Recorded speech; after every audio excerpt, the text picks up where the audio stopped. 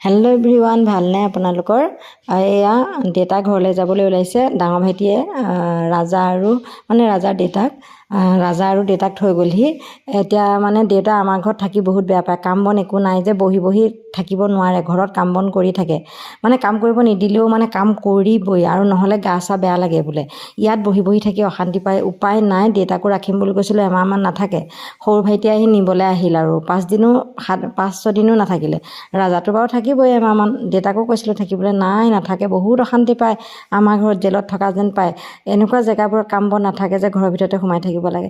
ইহঁত দুটাক পঢ়িবৰ কাৰণে ককাকে ইমান ধুনীয়াকৈ বুজাই থৈ গ'ল। দুইটাই মোক শান্তি দিয়ে নাই। ব'লা চেণ্টাৰ যাওঁ, খাবলৈ যাওঁ। মই উপায় নাপায় খোজকাঢ়ি লৈ আনিছোঁ আৰু। এই প্ৰথমে ধৰিলে আইচক্ৰীমত। মই বোলো হেৰৌ, তোমালোক দুইটাক পঢ়িবৰ কাৰণে একগোট কৰি দিছে ককাই, তোমালোকে পঢ়িব লাগে, এইবিলাক খোৱা ধান্দা। ময়ো সিহঁতৰ লগতে লাগিলোঁ নহয়, লাইন মিলাই আইচক্ৰীম খাবৰ বাবে। আকৌ সিহঁতে ক'লে কি নাই, আমি বোলে পানীপুৰি খাওঁ। ক'ত পানীপুৰি দোকান নাই, গতিকে উপায় নাই গ'লোঁ। ম'ম' খালে। ম'ম' খুৱাই ময়ো সিহঁতক মনে মনে ভাবি থৈছোঁ, আজি ব'লা ঘৰত গৈ দিম তোমালোক দুইটাকে সেকাটো। এইয়া দিছোঁ সেকা, পঢ়িব লগাই দিছোঁ নহয়, কোনো উঠিব নোৱাৰা, পঢ়াত লাগা। দুইটাই আকৌ মোক ভিডিঅ' কৰিছোঁ বুলি ঠাট্টা